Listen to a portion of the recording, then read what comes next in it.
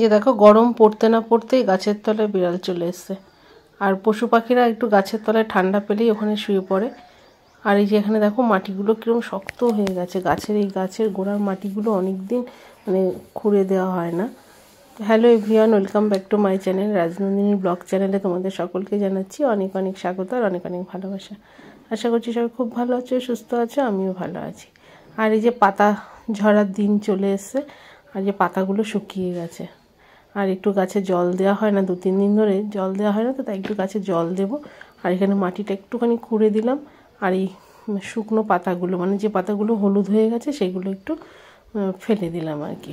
তো সকালবেলা উঠে সময় পাই না, তো মাঝে মধ্যে এটা ছুটির দিনগুলোতে করার চেষ্টা করি। তো আজকে সকালবেলা অনেকটা আগেই উঠেছি, তো সেই কারণে ভাবলাম যে একটু গাছের গোড়াগুলোকে একটু খুঁড়ে দিই, তারপরে একটু গাছে জল দিয়ে দেবো। আর আমি এখানে সার বলতে চায়ের ডিকালগুলো ভিজিয়ে রাখি, সেইগুলো দিই। আর এই যে দেখো এই গাছটা তোমার পাথরকুচি গাছ, বেশ ভালো ফুল হয়েছিল, তো এখন আস্তে আস্তে শুকিয়ে যাচ্ছে। গরম পড়লেই না মানে গাছের আর ফুলগুলো সেরকম থাকে না। শীতকালে আমার এদিকটা অতটা রোদ পড়ে না, আবার গরমকালে এতটাই রোদ পড়ে যে গাছের পাতাগুলোও শুকিয়ে যায়, মানে ফুল ফুটলে সেগুলো মানে গরমে আর 2 দিনের বেশি থাকেই না আর কি।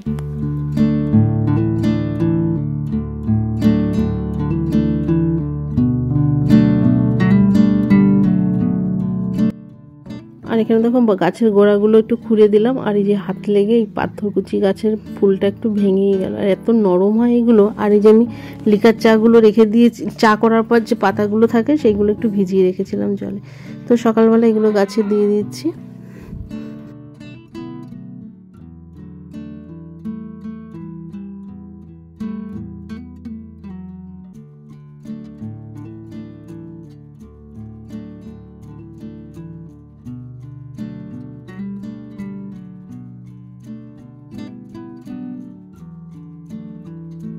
আর এদিকে দেখো অনলাইনে মেয়ে কিছু বই অর্ডার দিয়েছিল, তো সেই বইগুলো সব চলে এসছে আর এখন সব পড়া শুরু করে দিয়েছে। আর আমাদের এদিকে দেখো বারান্দার এখানে কতগুলো পাখি আসে, তো ক্যাচর ম্যাচর আওয়াজ শুরু করে দিয়েছে। তো বইগুলো সব অর্ডার দিয়েছিল 2-3 দিন আগে, তো এখন তো সব স্যারেদের পড়া শুরু হয়ে গেছে, তো সেই কারণে ও পড়াটা শুরু করেই দিল।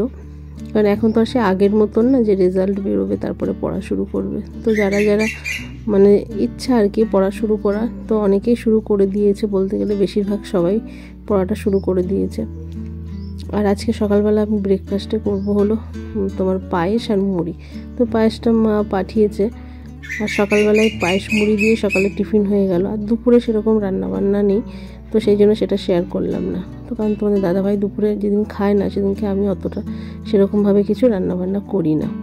আর তারপরে বিকেলবেলা চলে গেলাম বাপের বাড়িতে, তো গিয়ে দেখি বোন এখানে পাস্তা করছে। তো বলেছিল ফোন করে যে আসার জন্য বিকেলবেলা, আর মেয়ে পড়তে চলে গেলে একা একা বাড়িতে ছিলাম। তো শাশুড়ি মা এখানে টিভি মানে চালিয়ে দিয়ে আমি আবার একটু মার কাছ থেকে ঘুরে আসলাম। তো নিজের হাতে রান্নার স্বাদের থেকে অন্যের হাতের রান্নার স্বাদ কিন্তু দারুণ লাগে। আমার আবার চাউমিন পাস্তা এগুলো কেউ তৈরি করে দিলে বেশ ভালো লাগে। তো আমি এখানে বোন পাস্তা তৈরি করছে, তো আমি উপরে উঠে আসলাম। তো এখানে মা ঠাকুরের একটা কাজে লাগে একটা জিনিস, যেটা নামটা মনে করতে পারছি না, মা ওর পাটা মতন, ওর মধ্যে মা ঠাকুরের ফুল টুল রাখে। তো ওটা আমি আমার বাড়িতে যেহেতু কাঠের কাজ হচ্ছে, তো আমি একটু এইরকম টাইপের একটা জিনিস বানাবো, তো সেটা একটু ভিডিও করে নিলাম যে দেখাবো মিস্ত্রিদের। তো এর উপরে আমি একটা শিবলিঙ্গ রাখতে চেয়েছিলাম। আর এখানে দেখো বোনের পাস্তা রেডি হয়ে গেছে, তো গরম গরম দিয়ে দিয়েছে, তো দারুণ হয়েছিল খেতে। বললাম না, নিজের হাতের রান্নার থেকে অন্যের হাতের রান্নার স্বাদ কিন্তু দারুণ লাগে খেতে। একঘেয়েমি নিজের হাতে সারাদিন রান্নাবান্না করে খাওয়া, আর হট করে যদি কেউ যদি একটু তৈরি করে মুখের সামনে দেয়, সেটা কিন্তু বেশি ভালো লাগে। তো আজকে অনেকটা সময় মার ওখানে ছিলাম, কারণ মেয়ে বাড়িতে আস্তে আস্তে মেয়ের 10টা বাজবে। তো মা বললো রান্নাবান্না নেই যখন তাহলে একটু থেকেই যা। তো পাস্তা খাওয়ার পর কিন্তু অনেকক্ষণ শুয়ে বসে গল্প করে কাটালাম। আর বাড়িতে এসে মনে মনে ঠিক করেছিলাম প্রেসারে 2টো ভাত করে নেবো আর একটু ডাল সেদ্ধ, আর তার সঙ্গে তো ডিম সব সময় থাকে, তো খেতে ইচ্ছা করলে ডিম সেদ্ধ দেবো, আর তা নাহলে অন্য কিছু একটা ভাজা করে নেবো। তো চলো রাতে খাওয়া দাওয়াটাও একটু তোমাদের সঙ্গে শেয়ার করে নিই। তো এখানে ডাল সেদ্ধ আর এই যে আলু সেদ্ধ, এটা হলো শুকনো লঙ্কা না, এটা হলো কাঁচা লঙ্কা পেঁয়াজ দিয়ে মাখিয়েছি ভেজে, আর বেগুন ভাজা।